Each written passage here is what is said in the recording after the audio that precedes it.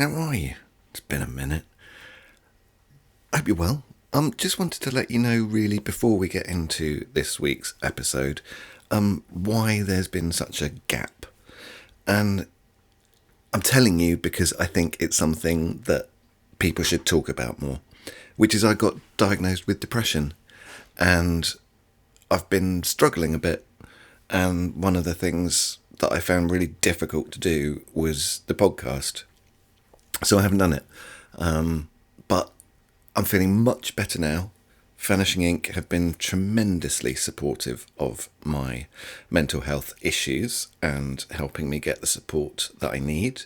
And I'm on the right meds now and everything is peachy. So that's it. That's the reason why there hasn't been a podcast for ages. And because I'm feeling better, I'm starting it up again. I've already got 3 now recorded and we'll be doing more, and I'm hoping to put out at least 1, but hopefully 2 a month. So that's the reason why. And I just wanted to say, if you are in the same boat that I was, get some help. Talk to somebody. The first person you tell is going to be the hardest, and from then on it just gets easier. And every person that you tell, it makes you feel a little bit stronger, and you'll find more people that have been in the same boat as you, and you will find nothing but love and support. So if you are struggling with your mental health, then get some help, because it's good to get help.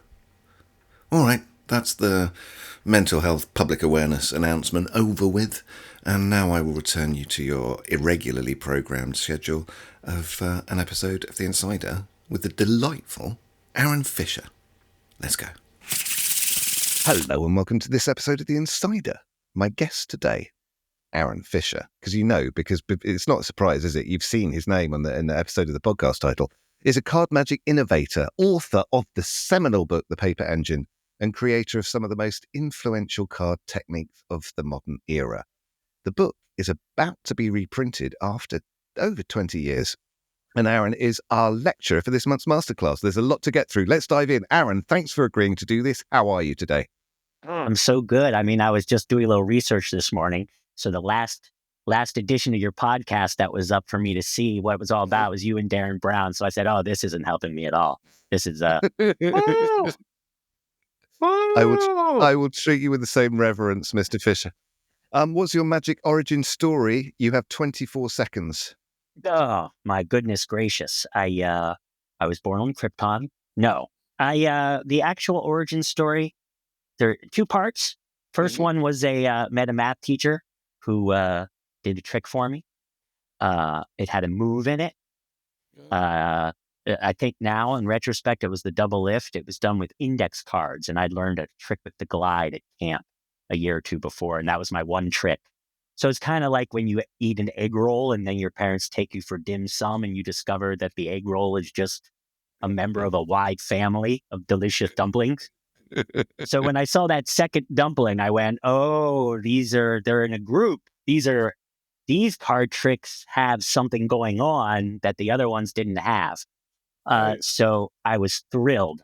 The real origin story, I was practicing 2-3 hours a day. I was in high school. It's the first time I'd ever had like one of my fads that was like really happening. Like I was practicing, 2-3 hours a day, a lot. But then my grandparents, they belonged to this beach club in Florida. And so it's like 6 months later, the only professional magicians I'd ever seen were like clowns. Sure. And my grandparents said, we have a magician performing magic at the beach club every week. You've got to come see him. Bill Malone. He's great. And I saw a picture of this goofy guy with this goofy hair. And I thought, oh my goodness, it's another clown. And I was like, I'm a card guy. And he was like, are you a magician? And I'm like, yeah, I got this Royal Road. I do card stuff. He goes, oh, you should show me some magic. But first, let me do a few things for you. And he only did 20 minutes. Mess with your mind. But that was an origin story because wow. I went home. I mean, here's the truth. I began to shake. Like I stopped performing magic for anyone. You first get in magic, you're what you guys call a punter, right? You're just, you're just a magic guy. You're happy. Of course. But then there's like, you're kicked from the Garden of Eden when I sat across the table from Malone and I saw these things that in Royal Road were just intimidating, and I didn't even know what they were, but I had a feeling I was in the presence, So it was time to bend the knee. So the cards are falling out of his mouth, and he's hitting me as hard as he can. And it was messing me up because, like, as it was happening, I'm like making new plans for like college after high school. I'm like, my postgraduate, that's out the window. I'm like becoming like an obsessive, you know.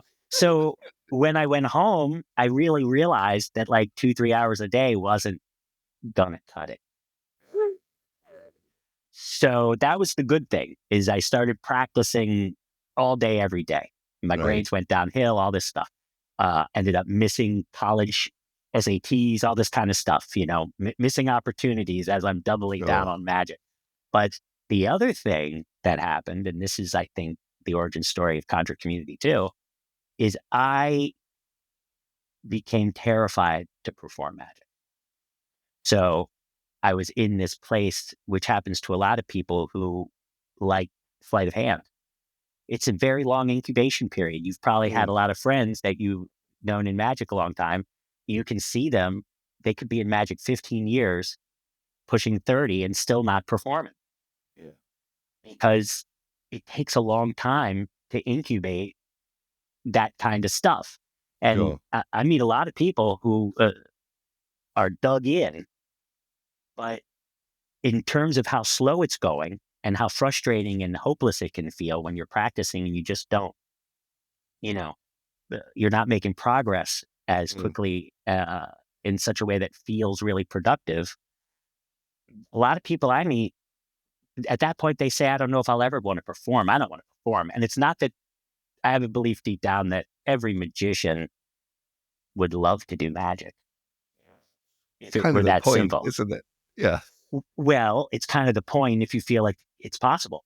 But for a lot of Right. guys out there who can't, I don't know how old you were when in the old days, you had to have someone adopt you. If you didn't someone Yeah. say, kid, get in the car, My uncle adopted me. So yeah.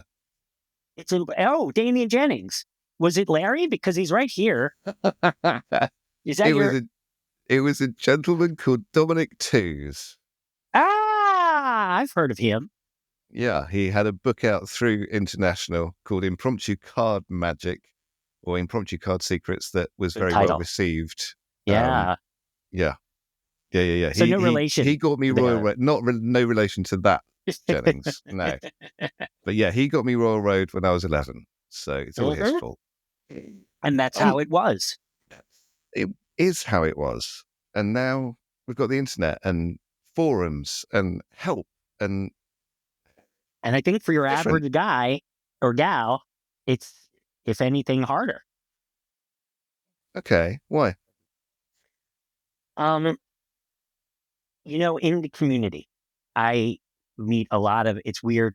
I never imagined I was going to be working with beginners or people who were just starting out. Mm. You put up a shingle, as we say. It was 2010. I started teaching magic because I really enjoyed it, and I thought it was all going to be half passes and paper engine, son of paper engine uh, teaching. But what I found very quickly was there's plenty of guys out there who love magic, good people, smart people, families, jobs, businesses, lives, right? And without the philosopher's stone, mm, gets another it's another Anglo term, isn't it? Um, we say I speak sorcerers here. American. It's okay. Yeah. No, that's, I'm not going to do that here. But the point is, I meet a lot of people that loitered for years in magic shops, bought all the books, had a Mhm. career, but they never got lucky. They never got that day where they met some guy who said, "Get in the car, kid."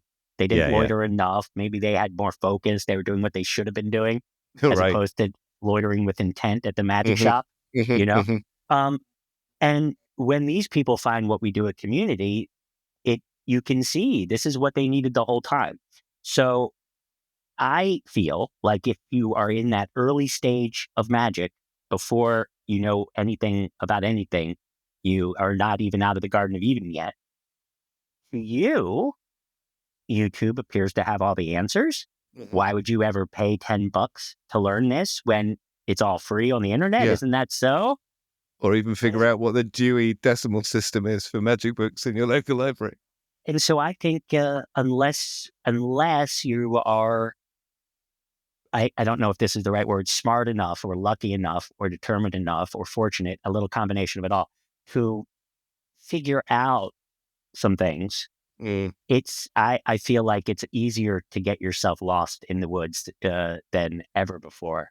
Ah, interesting viewpoint. Yeah, yeah, I agree. I agree that it's overwhelming. There's too much. And if When I I were, was the I've forgotten the number now. 729. What's the Dewey number for magic? oh, I don't know Dewey. Anyway, the number for magic in the library. The shelf was 8 books when I was a Yeah, yeah, kid, and I got yeah. the Amateur Magician's Handbook and Royal Road, and and I went through And if them all, those and are there was two eight of them, you had books. great odds. But you had Oh, great odds. That I was I two needed good ones. nothing else. I needed Yeah, nothing else. no, and Um, an uncle. But you had an uncle. yeah, he slapped me when I wanted to buy the latest gimmick. He'd say, That's the "You've got thing. everything you need in that book. You've got everything you need in that book." But we're Talking of laughing. books, But that's the mechanism yeah, that made it possible for you to not spin in wheels all by yourself forever. Is yeah, that little, you called it a smack. It doesn't have to be a smack. But here's my question. If you had a mm. child you loved, would you tell that child to learn piano from YouTube? Say good luck? No, I pay £18 for a 30-minute lesson for my child that I love to have learn piano. So if you know that much, you should be able to find your interest in magic paying off these days. But Yeah, it's that little leap. You wanted to say something about a book. yeah, yeah. Because you wrote one and it's being republished. Yeah. Now I was reviewing this and I was reading through a Genie forum thread from 2002. Yeah, I do my research, Fisher, and people, and I think it was Pete Byro, was talking about it seemed similar to him to, and I've got it there somewhere, the Paul the Paul's classic texts, and how It was inspired intentional was it? visually How by that. intentional? Oh, okay, well, that was the Visually. follow up was how intentional was that? Visually. It's a great question. I've loved the LaPaul book growing up. I felt like it was one of those first books that really made sense of technique with photos for me. It Hmm. helped. Um, and one of the two columns was great. The big photos was great. And there's another thing, if you go through that book, it's got interesting things. It's got photos with drawings in them, which is interesting because you get the Hmm. arrows plus photos. And it also, as I recall, has like some from your point of view, and then the same move, the same pass from the other point of view, from the front and Right. the back. And so when you go through it, it's got this beautiful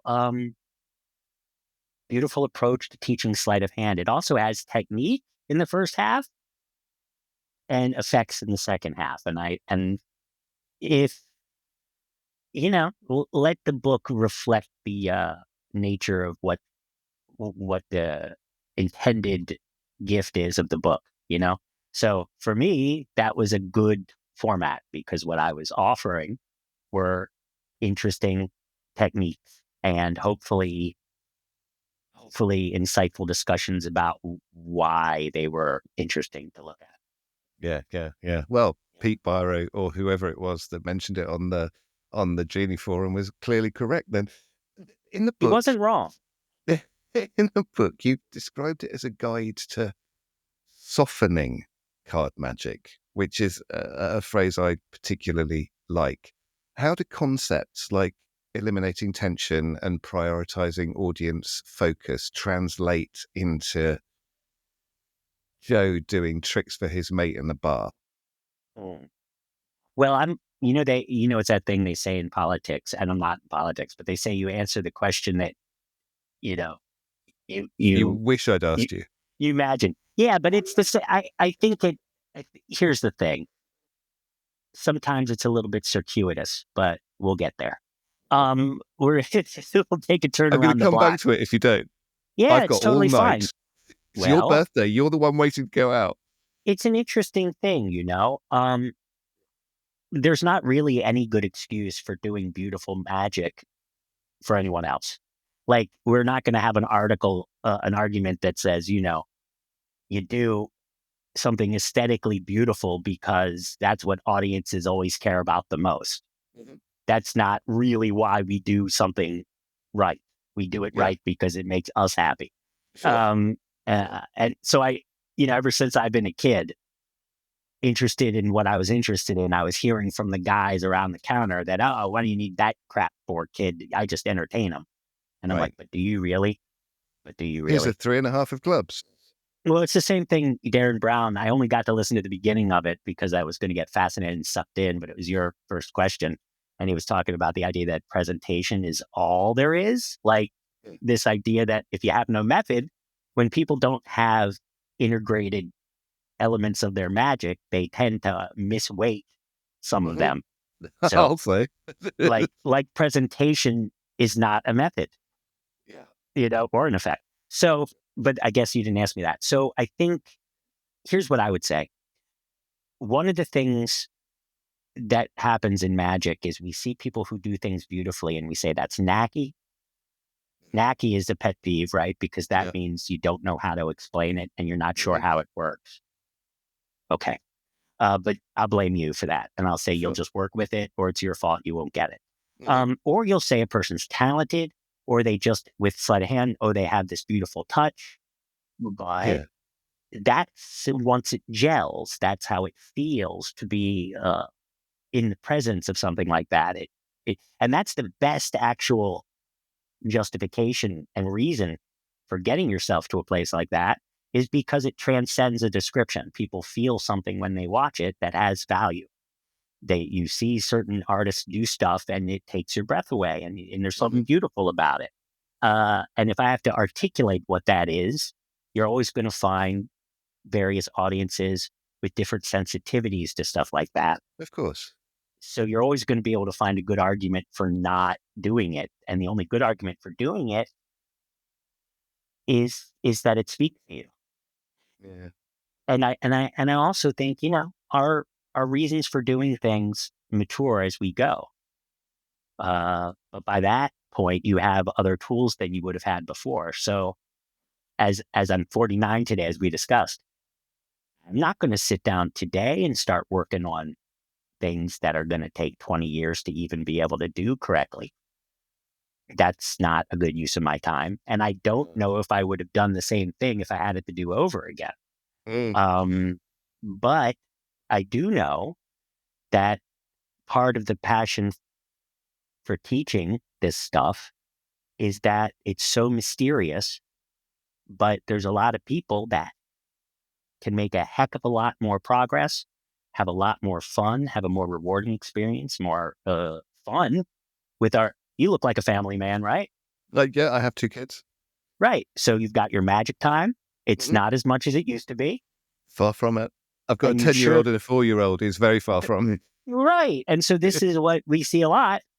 Those folks can use someone in their corner. They can use help and they can use a little bit of guidance. You got the smacks. They don't need smacks. You can just nudge and point, but you can, you can actually get it done. You can have a very Yeah. rewarding experience. You can make a lot of progress and you can actually get a lot further than you ever would have had the balls or chutzpah to even presume to have a goal. Yeah, yeah, yeah. When I meet a lot of people, they're thinking, oh, I don't ever really want to perform. And it's not that. They just really don't know if that's a reasonable goal at this point. It seems so notional. Nah. It How seems like, interesting. I well, guess because I was always a show off.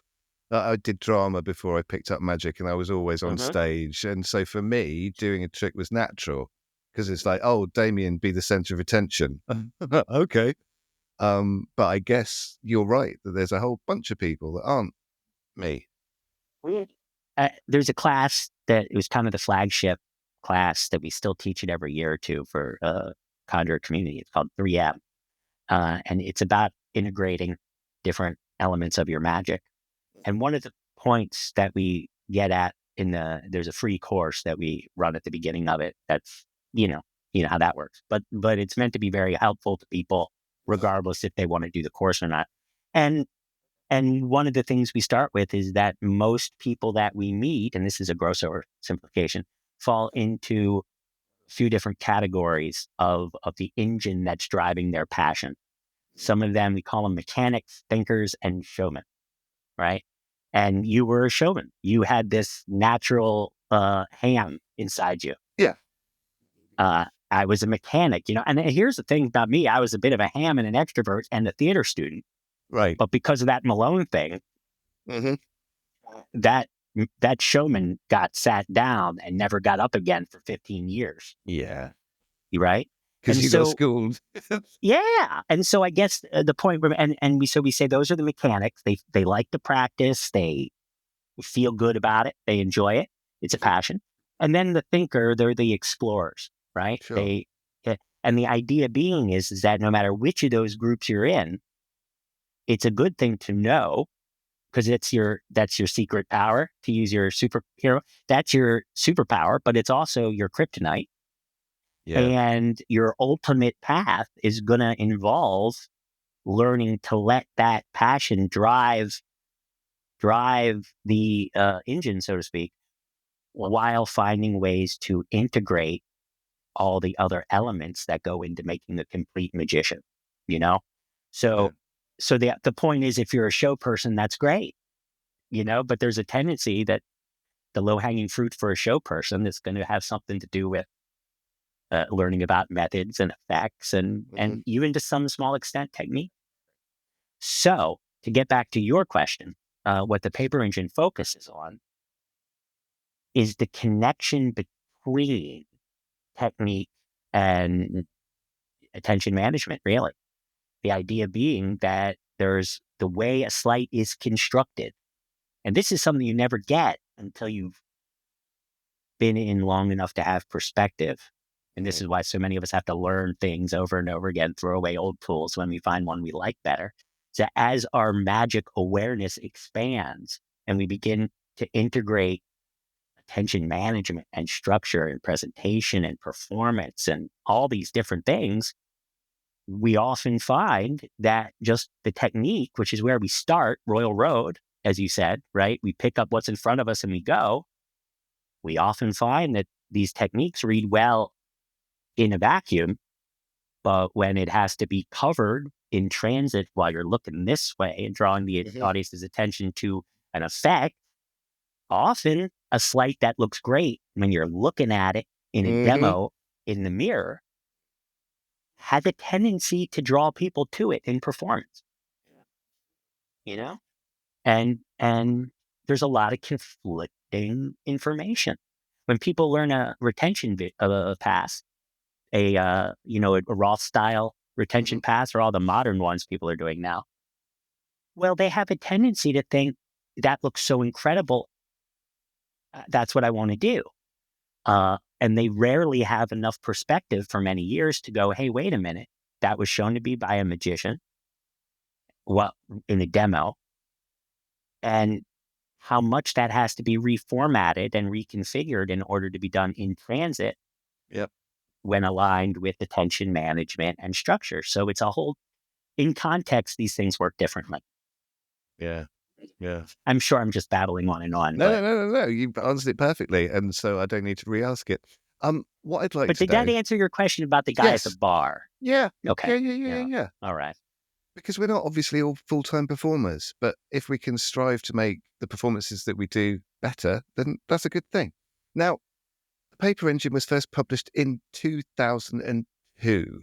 Are Two. there techniques or routines that you've reconsidered or refined since then? And bonus follow-up question, is there any new material in this edition? It's really interesting. When you go, let me just try and answer the important question briefly. There's stuff in the masterclass, which is a routine or two in the masterclass that I'm really happy about, that took many, many years since the paper engine. There's a great trick in the paper engine called Fisher's favorite inversion. It's a beautiful little two-phase routine where you do one move, but you get two effects, and the card turns face up, then the deck turns face up. And it's just a simple, beautiful construction. And it's got that combination of clarity and directness and stress-free performance that allowed me to open many performances with it over the years. Just get that visual pop while not having to ever think about it, just like your favorite trick that you love because it's always there for you and doesn't make Sure. demands on you, right? Sure. So it's one of those. But for years, and you know, we talk about threes and full routines, but there's a lot of ways to get there without having a three-phase trick. For example, I used to do revolution number 9, which is another face down, face up reverse card routine in that book. I would do it after that trick, and it felt like a three-phase routine. But for years, I wanted to make that 3 phases. But every time I did it, it would end up more like 3 sleights and 3 effects. Okay. So it's, is that an improvement? Well, it certainly wasn't the jigsaw puzzle I was working on. I wanted to maintain a more effect than effort ratio. Mm-hmm. I really love what we are sharing in the masterclass. To me, that's a really special handling of that. It's good, Yeah. In the first masterclass, which broadcast yesterday as we record, this will come out tomorrow on No! Tuesday, I'm so was, nervous. don't be nervous, you did well. Okay. The Feel deep better. dive into the gravity half pass. Now, let's talk Yeah. about the move. How did you come up with it? And if I may, why did you think, and I really don't mean this to be rude, and I'm British, so I come across as It's just charming. one of these Okay. British things, right? Yeah. If I was from the Bronx, you would punch me. But as it is, I think I can ask this politely. Why did you Right. choose to use that for essentially the whole of the first lecture? Well, it's interesting, for about 14 years, my partner, Adam Grace, and I have been building with a lot of help from our friends, the CC Club.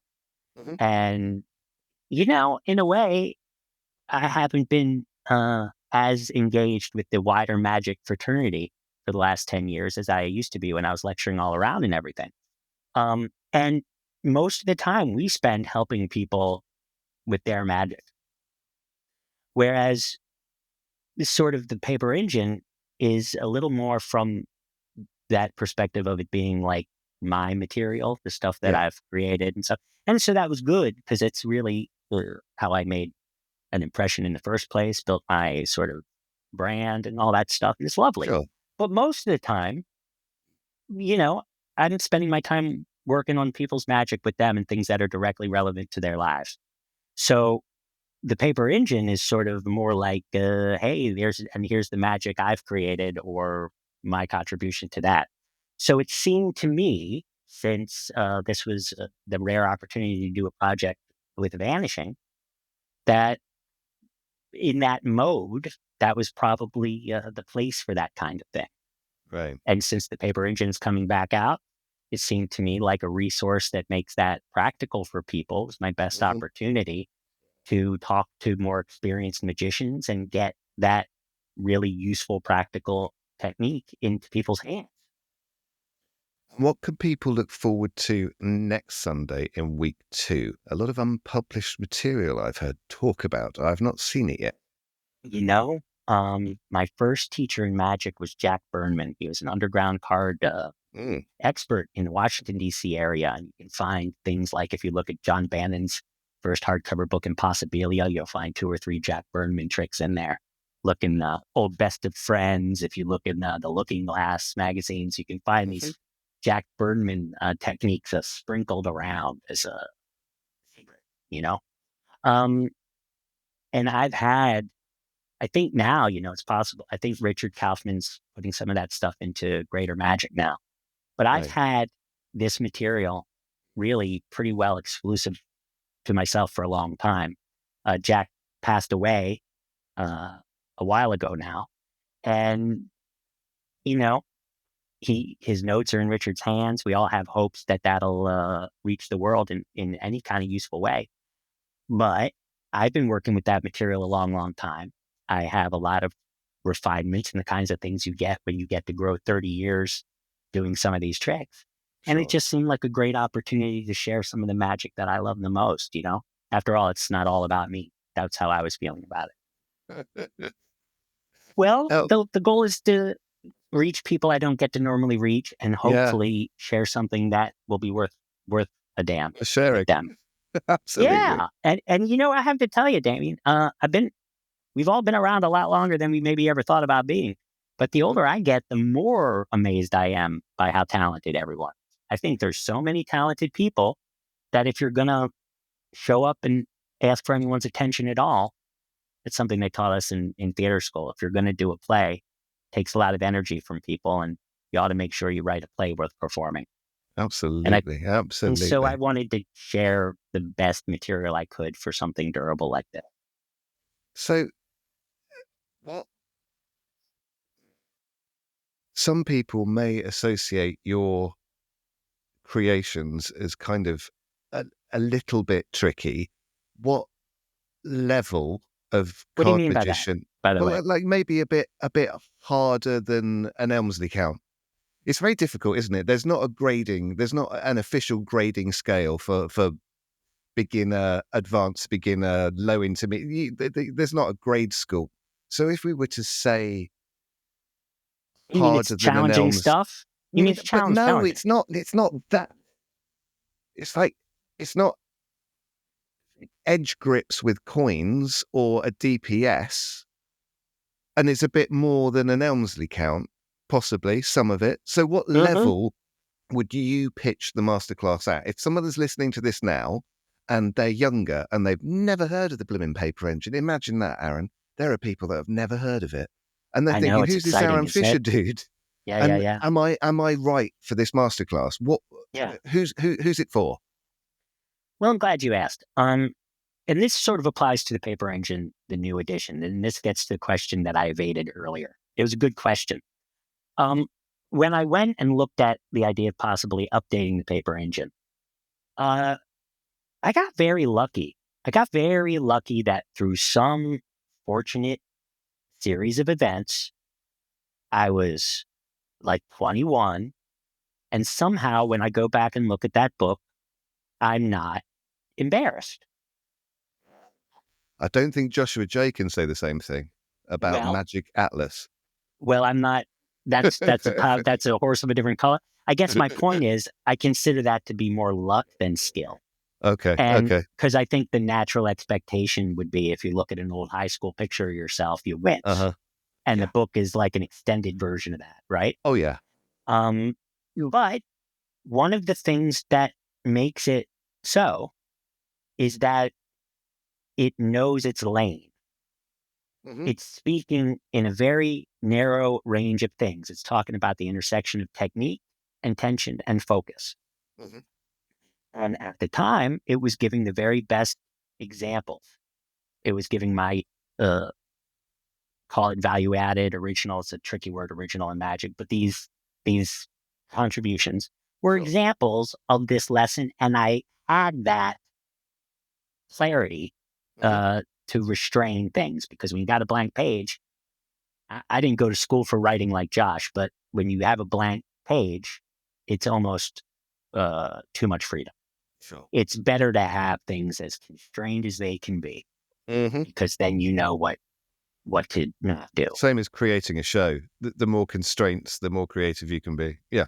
And the better you can follow some kind of uh, stay on rails, so to Yeah, speak, yeah, yeah, as my yeah, for friend sure. Alex would say. So at that time, I was 22, and there's moments when I can perceive that now that I'm older, I might not use always the same big words. I might, I can Yeah. smell that stuff, but it didn't get to a place where I'm like, oh, I can't, you know, There was no like Me I'm Too stuff in there. no, I just don't. I feel like I dodged a bullet there and a pretty hard bullet to dodge. Okay. Um, the stuff I've done with pronouns being wrong was much more recent. So now here's the thing. Um, so when I went to look at updating it, I said it's a bad idea to try and really alter this book. It works, and if I was going to do something now, and when I do things now, it's in my voice now and it's dealing with the things I'm interested in now. Mm. So what we decided to do was devote a whole new chapter in the book to the fundamentals of what I call the natural dealing position. Mhm. which is where I find most folks that I meet could really use the most correction at the very beginning. And so what we really focus on there is how to make sure you're holding the cards with no pressure Hmm. anywhere, and how you can really test that. And then there's an in-depth discussion of how you do that without getting busted, how you practice it. Now, in a sense, it's very easy. It's not even a move. It's such a simple thing that most folks don't even think about it. But when I meet them, they're holding the cards like this. They don't realize that their fingers are up here. So if they went to hold a break, they'd have a finger vanishing. Hmm. There's all kinds of things. Thumbs out here. There's all kinds of stuff going on. And of course, when you go to spread the cards, you can't spread them. You can't get those over your fingers. You got all Hmm. kinds of problems. So in the book, I added a robust chapter on how to practice and understand and think about dealing position, because there's a direct follow through to how you do an invisible up half pass and a lot of other things that Right. come from knowing how to hold the cards. Of course. It's a Bobby Fischer wrote a book called foundation. Bobby Fischer Teaches Chess, and it was all Right. about how to checkmate people. And it's filled with exercises where there's 3 pieces on the board. And it's a workbook for kids. And it's a beautiful book. And so that was what we decided to do in the paper engine. And then to make it very helpful to people who really need the fundamental lessons there, to give people a taste of what we're doing now. And also, like, my feeling is that alone should be a highly helpful, insightful experience for people Yeah. Yeah. Yeah. who are just starting out. Mhm. And in the masterclass, I believe there's not only a lot of really practical, visual, effective material in there, but I'm hoping and set up everything I do so that if anyone watches that masterclass, they should be able to have a few discoveries in there that are that light a light bulb for them in such a way that things change, that they begin to Right. have a better experience with a lot of this stuff, no matter how hard the stuff they're looking for needs to be at this point. I think I'm glad you mentioned it, because one of the things that anyone who works with us these days would notice is that you know, you read the paper engine, you would think I'm like a 22-year-old guy who's interested in doing magic with passes. Uh, you know, and the interesting thing about it is once you can do that stuff, you don't have to worry about that stuff. So we're interested in practical things. We're interested in helping people move forward. And sometimes that involves the gravity half pass, but for most of our students, Conjure community, Um, they know it's there when they need it. But of course. we're hoping to help them get on the right track and feel good about this stuff before they get Yeah. infused into that kind of crap.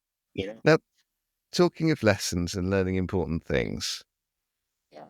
from my understanding, you had a lesson or two from aforementioned Mr. Larry Jennings behind you and that there Mr. Johnny Thompson.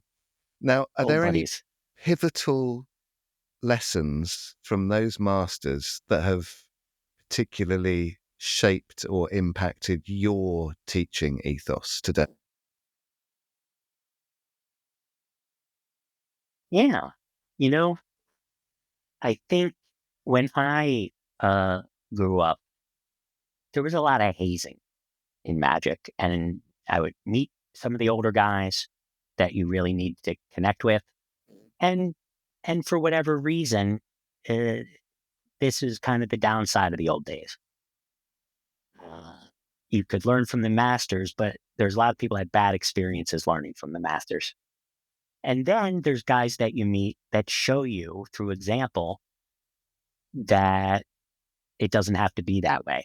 Some people may be confused when they're growing up and thinking, the more talented the magician, the meaner or nastier they are.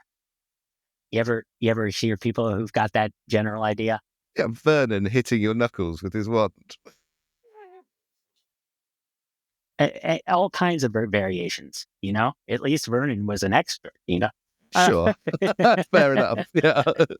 um, so I think the most important thing I learned from those guys and others is that when a person is young, or just starting out, doesn't matter how young they are, kind word goes a long way.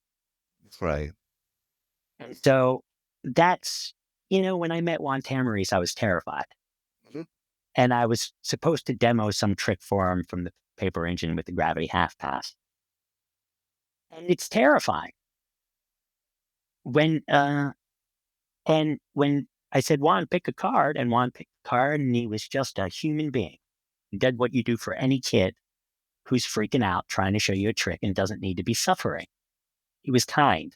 So I think the most important thing I learned about from those guys is just kindness.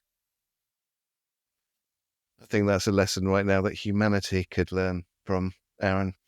Um, It certainly makes magic a lot more fun. yeah, yeah. Penultimately, Yeah.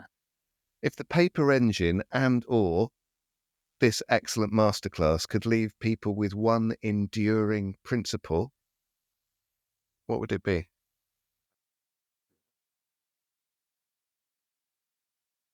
I think this is something that, whatever the question is, whatever we're focused on right now in teaching is kind of the answer, right? So if you asked me this 2 years ago, I'd say whatever I was working on right now.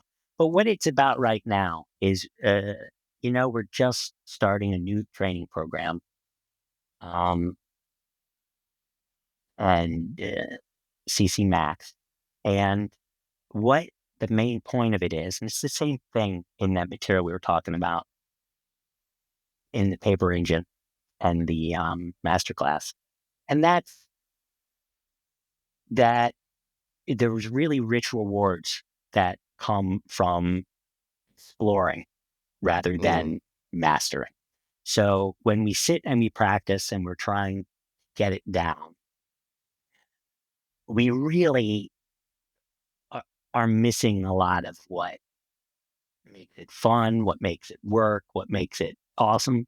And so I think uh, what we're trying to help people discover is that if we slow down and find out what's fun about spending a few minutes with your cards or your coins, you can maintain an attitude of curiosity that that allows you to discover things, and it mm, really makes things come along a lot faster, right? And so if we can just hold a little space for people so that they can take the time to just examine and be curious about what's happening, there's just so much that can come out. So, I mean, I think people don't know how to practice. I think people who are good at magic figure out how to practice. They learn yeah. how to practice in a way that feels good, that Hmm. that gets results, and it's all about having a relationship with yourself. Yeah, yeah, yeah. And I think that that's a very rewarding And it being relationship. fun. When practicing Yeah, isn't fun, who's going to want to do it? and part of that is feeling like it's a success. Yeah. Part of that is enjoying yourself. Mm, Uh, and a lot of time, in the old days, we used to hang out with Johnny or Larry, and they would do stuff like, "All right, you hold it like that. Do you see?" And you go, "I don't see. I'm going to show you one more time. Got it." And it was all fun and games and everything, but until you've learned how to see those details, yeah. that's what the game is, learning how to see details that you're not even aware of, you know? Yeah. Yeah. You don't know what you don't know. No. And that's kind of what we're there to do. And we Sure. do it by having fun with each other, being supportive with each other, and giving people opportunities to feel safe and learn, Yeah. Yeah. and uh and not making it an ego thing, Sure. you know? Aaron Fisher, we are out of time. We always end the show with four quick fire questions. Are you ready? No. Okay. Yes. Favorite pizza topping? Mushrooms. Favorite movie?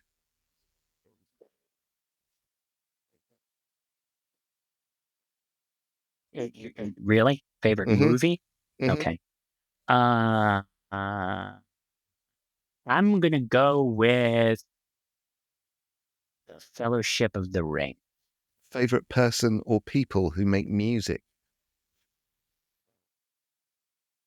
I'm gonna say Widespread Panic. Hmm. See, I like it when that happens. Never heard of them. I'm going to go look it up. And finally, who would you rather fight? One massive Andy or 100 tiny Joshuas?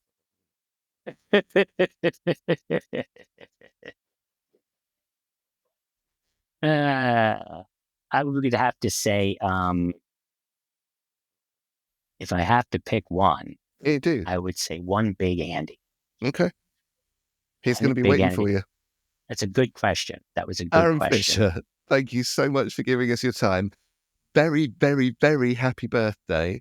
And I enjoyed yesterday's masterclass. I look forward to next week's masterclass and the reprint of the paper engine coming very soon. Aaron Fisher, thank you so much for your time.